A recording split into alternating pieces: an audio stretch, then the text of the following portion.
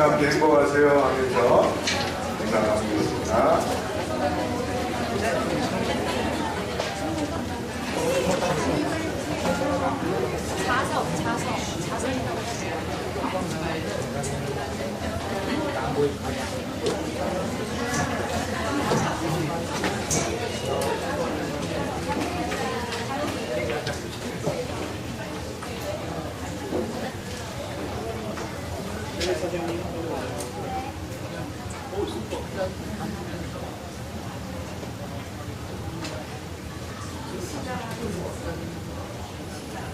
네, 오늘 우리 교회에 방문하신 분 계십니다. 서울 영화국 교회에서 오셨는데요. 황인수 우리 장로님이 우리 김종슬 우리 부도자님과 함께 오셨습니다. 우리 박인수 장로님 박수로 환영할까요?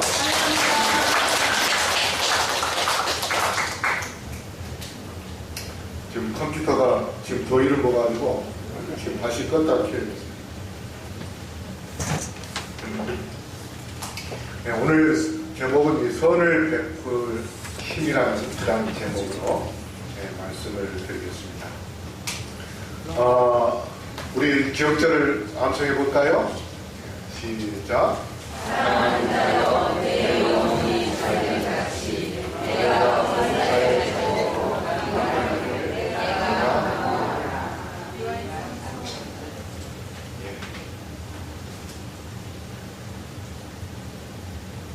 조금만 기다리시죠. 우리 잠언 성경책을 펴겠습니다.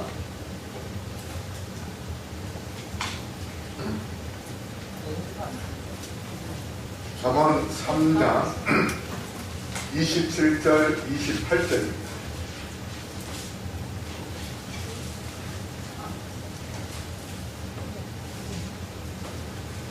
잠언 3장 구약 성경이죠.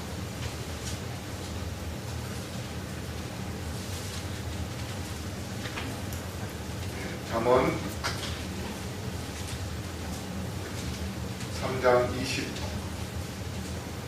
27절 28절 다시 읽어볼까요? 시작. 손이 선을 베풀 힘이 있거든 마땅히 받을 자에게 베풀기를 아끼지 말라. 내게 있거든 이웃에게 이르기를 갔다가 다시 오라. 내일 주겠노라 하지 말라.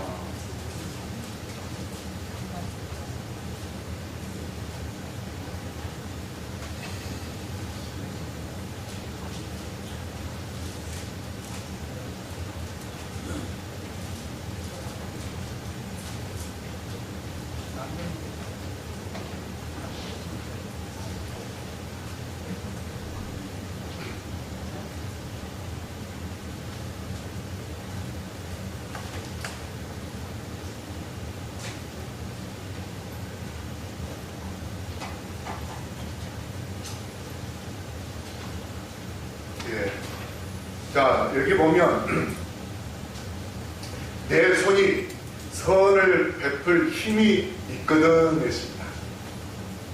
여기 보면 선을 베푸는 힘, 선을 베푸는 그 개념에 대하여 우리가 좀 오늘 생각을 좀 해보겠습니다. 우리가 선을 베풀 자에 대하여 어떤 생각을 가져야 되는가? 이게 중요합니다. 내가 선을 베풀어야 할 사람, 그 사람이 누군가, 나와 어떤 관계에 있는가, 또 그는 하나님과 어떤 관계인가. 그 다음에 우리가 구제를 할 때에 그것이 나의 품성에 어떤 영향을 주는가, 그리고 그 구제를 통하여 우리가 전도에 대해서 어떤 생각을 가져야 되는가. 그 다음에 하나님께서 그렇게 구제할 때에 어떤 보상을 해주는지 우리가 먼저 이 선을 베풀어야 할 자에 대한 개념을 우리가 생각을 해볼 때에 선을 베풀어야 할 일은 선택이 아니라 의무입니다. 우리가 선을 베풀어야 할 일은 선택이 아니고 의무입니다. 그래서 도울 수 있는 힘이 생기면 내가 지금 도울 수는 없지만 만약에 도울 수 있는 힘이 생기면 반드시 뭘 해야 돼요? 도와야 되는 겁니다. 무조건 도와야 돼요. 이것은 하나님께서 우리에게 맡겨주신 의무입니다. 그래서 여기 보면 내 손이 선을 베풀 힘이 있거든 했습니다. 내가 하루 세 끼 먹기 겨우 힘들면은 그걸 나눠주는 것이 정말 그것도 힘들고 어렵겠죠. 네. 그런데 여기 내 손이 선을 베풀 힘이 있거든 하는 이 말은 친절한 행실의 가치를 더욱 높이는 적절한 때가 있다 했습니다. 이 말은 뭐냐? 우리가 도울 수 있는 그런 어떤 힘이 생길 때가 나의 가치를 뭐 해줄 수 있는? 높여줄 수 있는 그러한 기회가 오는 것입니다. 그래서 내가 그것을 나눠주면은 그 사람이 내가 나눠주는 것을 도움을 받음으로 인하여 그 사람은 나에게 뭐하게 생각할까요? 고맙게 생각하고 그래서 그 주는 사람에 대하여 뭐예요? 고마움에서 그 사람에 대하여 가치를 높여줄 것입니다. 그래서 우리는 그러한 선을 베풀 기회가 올 때에 다시 말해서 나에게 선으로 그들에게 나눠줄 수 있는 힘이 생길 때에 내 가치를 높여줄 수 있는 기회이므로 우리는 그 기회를 놓쳐서는 안 되겠습니다. 그래서 이 선행을 행하는 것은 마치 뭐와 같이 느껴지냐면 SD 성경 주석에 하나님의 것이다. 우리에게 도울 수 있는 힘을 주시는 것은 하나님께서 나로 하여금 그것으로 다른 사람에게 도와주도록 하나님의 것을 주신 것이기 때문에 그것을 줘야 되는 겁니다. 그래서 우리는 하나님께로부터 받아가지고 그 사람에게 줘야 되는 무슨 빚진 자가 되는 겁니다. 우리가 이 전도도 그렇죠. 복음도 하나님께 받아서 그것을 어떻게 해야 돼요? 우리 이웃들에게 전달을 해야 됩니다. 우리는 그들에게 복음을 전해야 할 뭐예요? 그들을 위하여 빚진 자가 되는 겁니다. 그와 마찬가지로 우리가 도와야 될 것을 하나님께서 우리에게 축복을 주셨어요. 근데 그 축복을 나에게 쓰라고 준 것이 아니라 가난한 자에게 나를 통하여 뭐예요? 전달해라고 맡겨주신 겁니다. 그렇기 때문에 우리는 그 사람에게 줘야만이 되는 거예요. 주지 않으면은 하나님의 것과 그 사람의 것인데 그것을 뭐 하는 거예요? 도적질 하는 겁니다. 이게 바로 우리 SDA 주석에서 이야기하는 도와야 될 것에 대한 개념입니다. 그래서 여기 27절에 뭐라고 말씀했냐면 선을 베풀 힘이 있거든 마땅히 받을 자에게 베풀기를 아끼지 말며 있습니다. 마땅히라는 것은 뭡니까? 다른 말로 당연히 의무적인 것입니다. 그래서 우리가 마치 뭐와 같으냐면 우리는 채무자요. 그들은 우리에게 받을 채권자입니다. 무슨 말인지 알겠죠? 우리가 그들에게 도와줘야 할 채무자요. 우리는 빚진 자요. 그 다음에 가난한 자, 곤란에 빠져있는 그 사람은 하나님께서 나에게 주신 그 축복을 우리가 사용해야 될 것이 10이라면 하나님은 우리에게 20을 주셨어요. 그러면 나머지 그 10은 뭡니까? 그 가난한 자가 나에게 10을 받을 뭐가 있어요? 권리가 있는 것입니다. 이게 바로 SDA 주석에서 이야기하는 그런 개념인데, 자, 우리 한번 읽어볼까요? 시작. 우리가 법적인 빚을 갚을 수 있는 상황인데도 상황을 미루면 자신의 돈을 우리에게 맡기신 채권자를 속이는 것이며 그분을 심히 불쾌하게 할 수 있다. 이게 바로 잠언 3장 27절의 본문의 말씀에 대한 주석 내용입니다. 그래서 우리가 도울 자에게 돕지 않는 것은 돈이 있으면서도 나에게 돈을 빌려준 사람에게 돈을 갚지 않고 나 돈 없어 다음에 오시오 하는 것과 같다는 것입니다. 그러면 그 도움을 받을 자, 우리가 베풀어야 할 그 사람들은 하나님과 어떤 관계인가? 그 사람들은 형제요, 또 하나님이 보내신 천사요, 그 다음에 예수님과 같은 그러한 사람입니다. 자, 여기 보세요. 마땅히 받을 자, 마땅히 받을 자. 여기에 대하여 주석에 심판의 보호자에 계신 인자께서는 자신의 형제 중 지극히 작은 자를 돌보지 않는 자는 주인이신 그분을 돌보지 않은 것과 같이 여기시다. 자, 예수님께서 우리를 형제라고 부르시는데 불쌍한 자, 도움을 받아야 할 그 자들도 예수님의 형제십니다. 그리고 결국 우리의 형제입니다. 전혀 피도 섞이지 않았지만은 하나님께서 우리의 주위에 우리를 위하여 가난한 자들을 두신다고 말씀했습니다. 근데 그들이 예수님의 형제요, 또 우리의 형제인 것입니다. 그 다음에 그 가난한 자는 하나님의 천사이기도 합니다. 옛날에 독일 산골에 가난한 그런 농부집이 있었는데 그 집에 아들과 딸이 있었어요. 근데 어느 추운 겨울에 밖에서 이 창문 두드리는 소리가 나서 창을 이렇게 나가보니까 내다보니까 한 거지가 추워 죽겠으니 저 좀 들어가게 해주세요, 그렇게 한대요. 그래서 이 두 아이가 밖에 있는 그 거지가 너무 불쌍해서 방문을 열고 들어오게 했어요.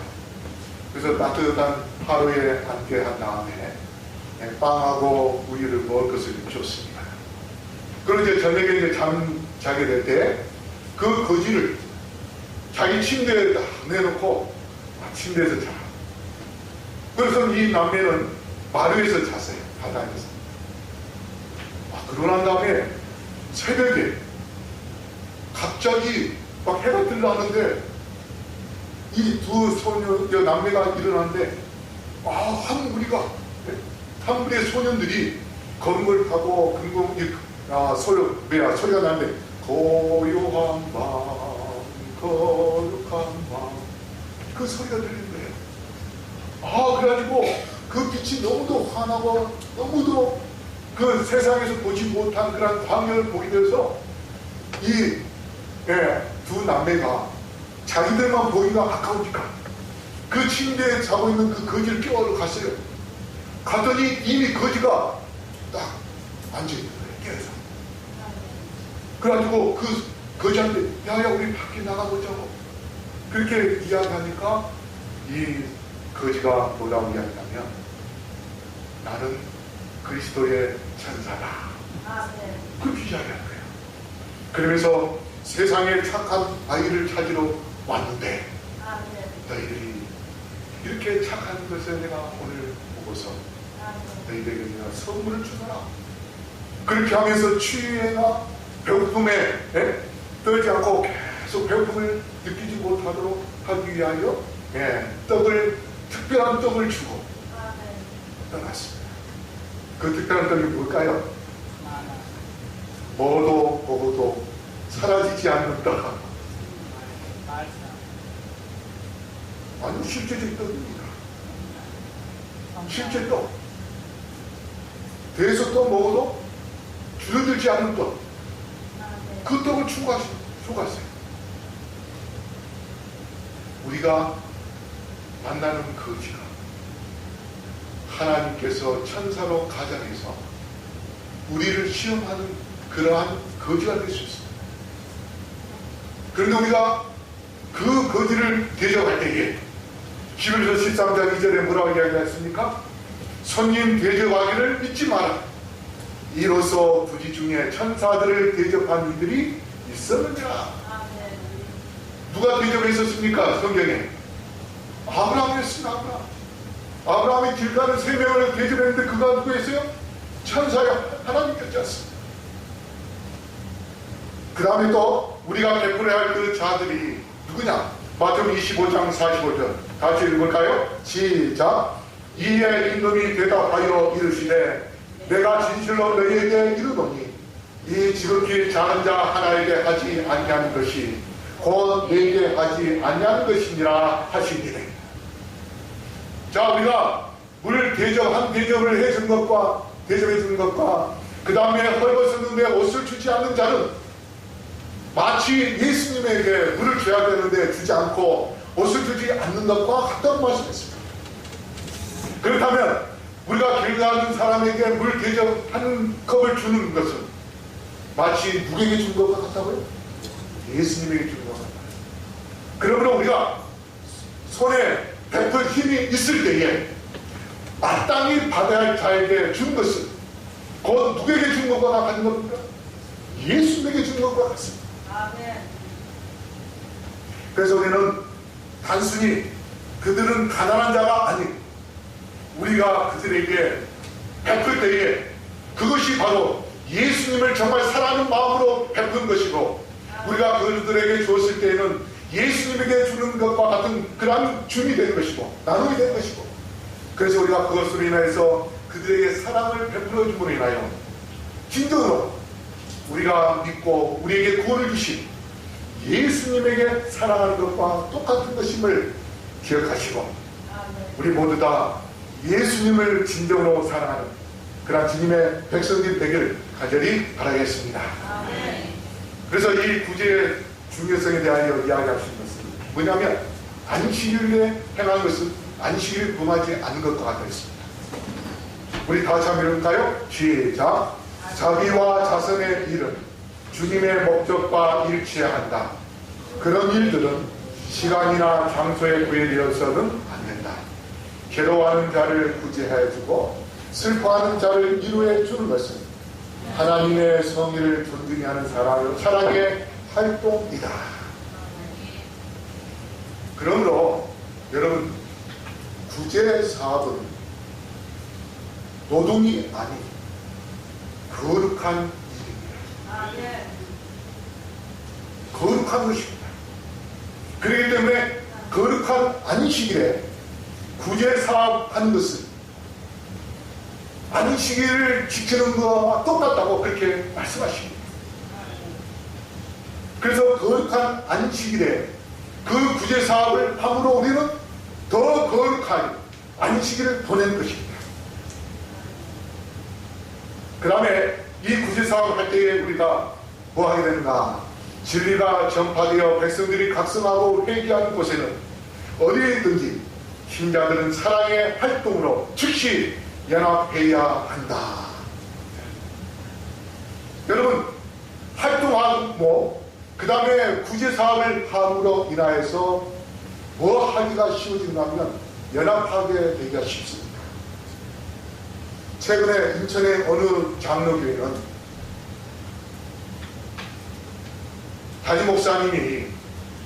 담임 목사님이 재정적으로 교회를 돈을 많이 사용한 것에 대하여 문제가 돼가지고 지금 교회가 쪼개지는 위기에 놓여 있는 그런 교회가 있습니다. 그런데 어떤 교회는 교회가 세워진 지 얼마 안 됐는데 교회가 굉장히 큰 교회로 지금 통하고 있습니다. 그 교회의 모토는 뭐냐? 돈, 재정 100만원 이상 남기지 말자. 그러면 100만원 이상 남기지 말고 돈을 무조건 쓰자가 아니라 무조건 자선사업을 위하여 돈 재정의 30%는 자선사업을 무조건 쓰게 돼요. 그 다음에 돈 남은 것은 그것도 다 불쌍한 사람들을 도와주는 그런 자금을 쓰는데 그 자금을 쓰게 되니까 교인들이 더 교회에 돈을 내고 그 다음에 그 교회가 그렇게 선행을 해나간다는 것을 알고 교인들이 마음은 늘어난 것입니다. 그래서 사랑의 활동을 하게 되면 교회가 연합하게 되고 부흥하게 되어 있습니다. 우리가 예수님의 사랑을 우리의 이웃들에게 실천하지 않으면 어떻게 교회 안에서 사랑을 나누게 되겠습니까?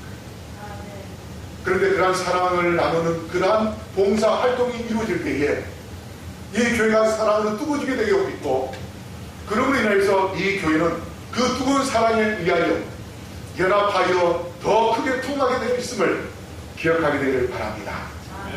그래서 하이부인의 글에 그리스도인 구원 사업에 참가하고 있는 자들은 주님께서 이루시기를 원하는 사업을 수행하고 있으며 주님께서는 그들의 활동을 받아주셨다. 이 분야에서 이루어지고 있는 사업은 모든 제7의 안식일 예수 재림 교인들이 진심으로 마음을 쏟고 찬성하고 열심으로 고수해야 할 사업이다. 그저께 재림신문에 보니까 르완다에서 전도회가 있었는데 지난 5월달에 우리 교인이 몇 명이 침례받는지 아세요? 거의 10만 명이 침례받았어요. 전도회에서 인구가 1100만 명이 되는 나라인데 몇십 년 전에는요 거기 인종 발살하는 그런 그 전쟁이 있었습니다. 그런 나라였어요. 근데 그 나라에 우리 교인이 87만 명입니다. 근데 거기에서 이번에 거의 10만 명이 침례를 받았어요. 전도회하는 거예요. 그 전국의 교회에서 다 전도를 했답니다. 근데 아프리카에 우리 제7 안식일 재림교가 잘 되는 이유가 뭔지 아세요? 거기서 구호 사업이 활발하게 이루어지기 때문에 그렇습니다. 제가 언젠가 이야기했는데 잠비아에 우리 교인이요 거기는 2천만 명이 되는데 우리 교인이 100만 명이 넘습니다. 전 세계에서 교인이 제일 많은 나라가 잠비아입니다. 근데 그게 연합회장님이 이야기하는 게 뭐냐면 교회가 급성장할 때가 언제든가 도요가 회가 가장 활발하게 활동할 때였답니다. 여성 전도부가 생기면서 교인 숫자가 줄어들고 증가가 지춤했는데 그러나 도요가 활발하게 활동할 때에 급성장했다는 것입니다.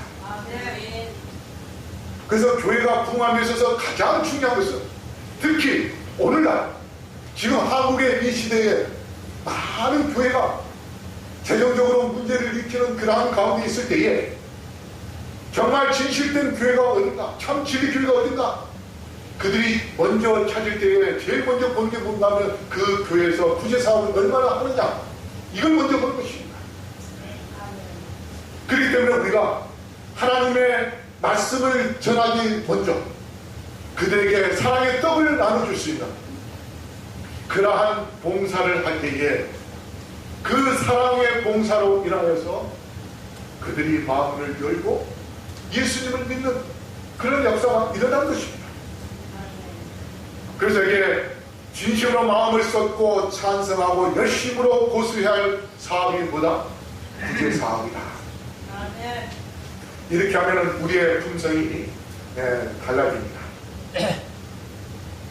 교회직원 부근에 보면 자금을 가진 당신의 청지기들에게 줄인 자들을 버리고 벗은 자들을 입히고 가난한 자들에게 복음을 전파하는 사업에 그들의 돈을 투자하라고 명령하신다. 품성의 완성은 자기 희생 없이 이루어질 수 없다.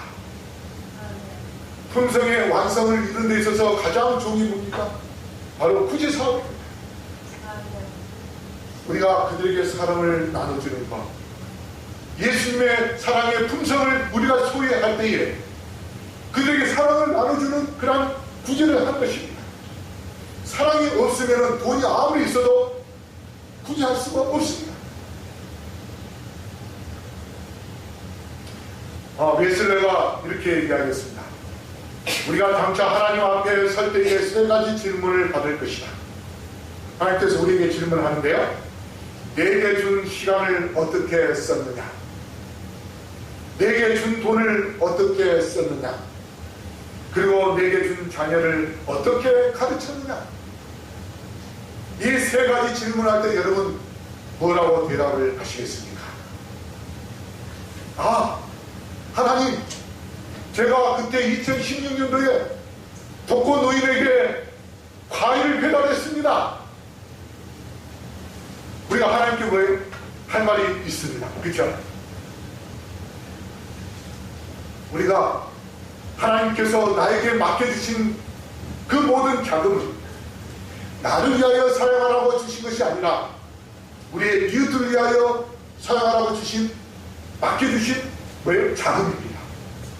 내 것이 아니고 하나님의 것입니다. 그들의 것입니다. 근데 우리가 그들에게 나눠주지 않으면 그들의 것을 훔친 것이 되는 것이고 하나님의 것을 훔친 것이 되는 것이고 그들에게 빚진 자가 되는 것이고 하나님께 빚진 자가 되는 것입니다. 그래서 우리가 하나하나 나눠주게 되면 우리의 모난 품성이 하나하나 사라지게 되고 우리가 입은 세마포 옷에 묻은 더러운 때가 하나하나 지워지게 되는데, 계시록 19장 8절 우리 다 읽을까요? 시작. 그에게 빛나고 깨끗한 세마포 옷을 입도록 허락하셨으니 이 세마포 옷은 성도들의 옳은 행실이로다 하더라. 우리가 지금 세마포 옷을 입는데 이 세마포 옷에 지금 때가 묻어 있습니다. 완전한 깨끗한 그런 세마포 옷을 지금 갖고 있지 않아요. 예수님 재림 때까지 우리가 입고 있는 이 때 세마포 옷에 그 때 묻은 거, 이런 걸 지금 하나하나 지워야 되는데, 하나하나 지우는 것은 뭡니까? 옳은 행실을 하면 되네. 우리 지금 손에 묻어있는 때 있어요. 이것을 지우는 것은 뭘 해야 되는 겁니까? 지금 옳은 행실을 하면 되는 거예요. 굳이 사업을 하는 거예요.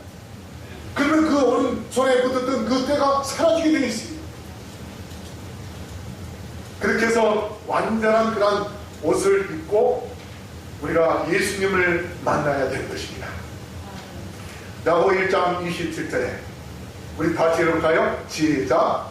하나님 아버지 앞에서 정결하고 거름이 없는 정거는 곧 고아와 과부를 그 환난 중에 돌아보고 또 자기를 지켜 세속에 물들지 아니하는 그것이니라. 자, 이게 뭐라고 말씀했어요? 고아와 과부를 돌보고 하는 것은 세속에 물들지 않는 것이라 했습니다. 세속에 물들지 않는 것은 우리가 입은 거룩한 세마포 옷에 뭐예요? 지금 때가 묻어 있는 것이 우리가 그런 불쌍한 사람들을 도와줌으로 인하여서 물들어 있는 이것이 하나하나 다 빠져나가고 깨끗하게 된다는 것을 의미한 것입니다. 그래서 그것이 경건하게 된 것이고 그게 바로 거룩하게 된 것이고, 그래서 여호와께 성결한 그러한 주님의 백성으로 온전한 성품을 소유하는 그러한 성화된 삶을 살게 된 것입니다. 그래서 성화의 과정에서 제일 먼저 칭의, 성화, 영광화가 있는데, 칭의는 뭐냐면 입혀주시는 의입니다. 그래서 우리가 예수님 믿는 그 순간 예수님께서 우리에게 의를 입혀주셨고 세마포 옷을 입혀주셨습니다. 그것은 완전한 세마포 옷이었는데 우리가 그 옷을 입고 살다 보니까 이기적인 마음으로 뭘 지었어요? 죄를 지었어요. 그래서 우리가 회개하는 것입니다.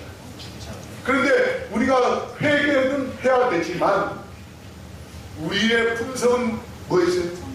모나있고, 그것이 뭐예요? 우리의 세마포 옷에 지금 떼어 묻어 있어요.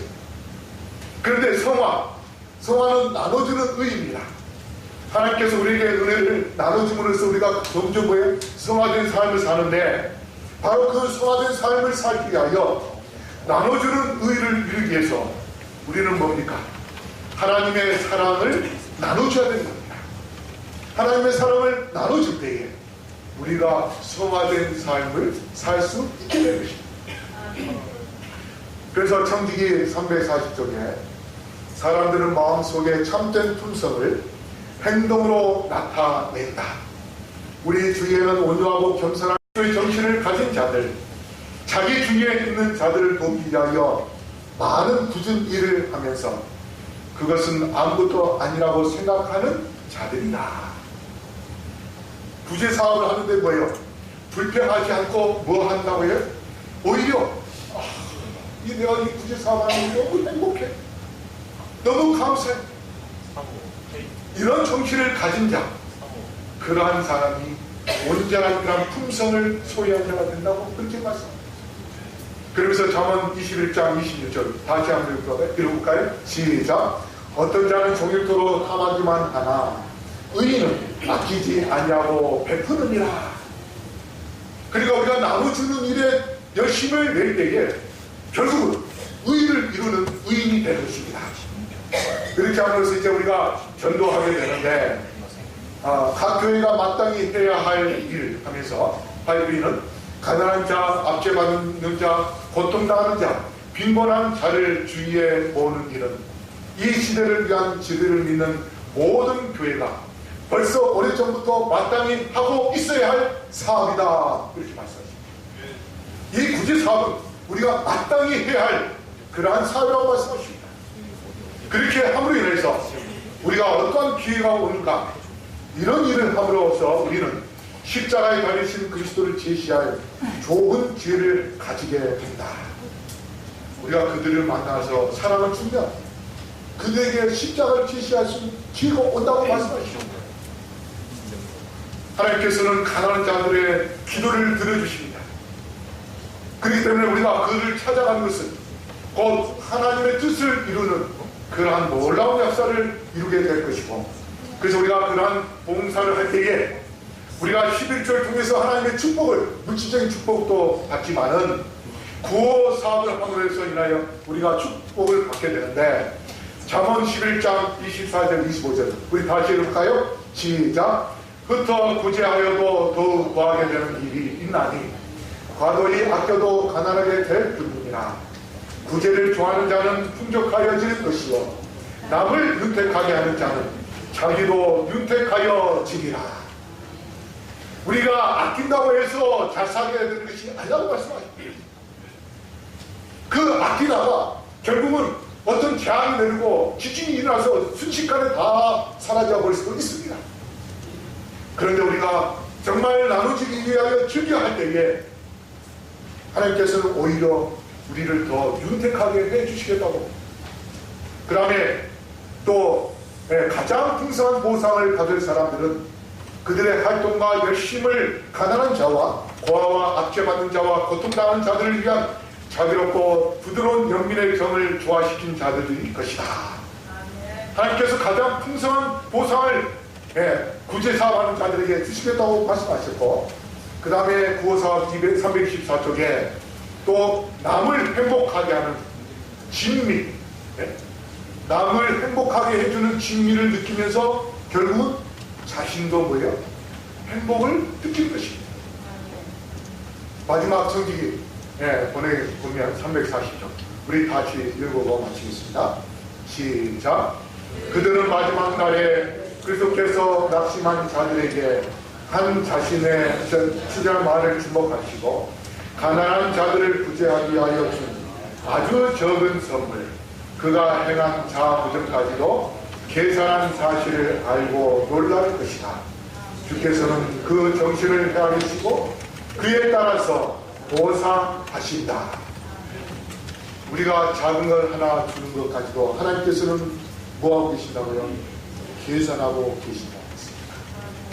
그러므로 성도 여러분, 우리가 지금 하고 있는 이 독거노인들을 위하여 봉사하는 이 봉사, 이것은 하나님의 놀라운 축복이 약속된 그러한 봉사일 것입니다.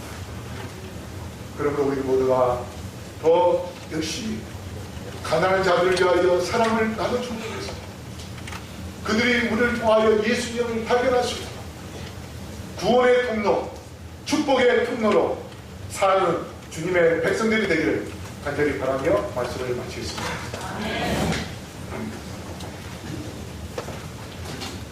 거룩하신 아버지 하나님, 주의 백성으로 삼아주시고 주님의 섬기기로 저희들을 세워주시니 감사합니다. 우리가 이 땅에 사는 동안 하나님께서 저희들의 품성을 개발시키기 위하여 가난한 자, 궁핍한 자, 또 불쌍한 자들을 세우신 것을 압니다.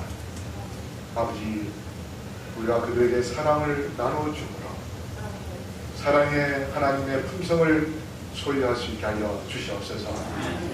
우리의 품성에, 우리의 세마포 옷에 묻은 때들을 회개하고 또 구제함으로 하나님께 성결한 그러한 삶을 살다가 주께서 이 땅에 오실 때에 주님의 재림을 맞이하는 우리 모두가 될 수 있도록 축복하여 주시옵소서. 오늘 드려지는 헌금을 주께서 받아주시고 구별하여 드린 11조와 또 여러 헌금들을 주님께서 축복해 주셔서 드린 손길에 축복하고 또 그것을 통하여 복음을 받아들일 영혼들에게 축복해 주심으로 하나님의 놀라운 역사가 일어날 수 있게 은총을 허락하여 주시옵소서. 이제는 아버지 하나님의 놀라우신 사랑과 예수 그리스도의 담없는 은혜와 성령의 교통하심이 여기 머리 쓴 영혼들에게 영토롭게 하여 주시옵기를 우리를 지금도 사랑하시는 예수 그리스도의 이름으로 간절히 축원하옵나이다.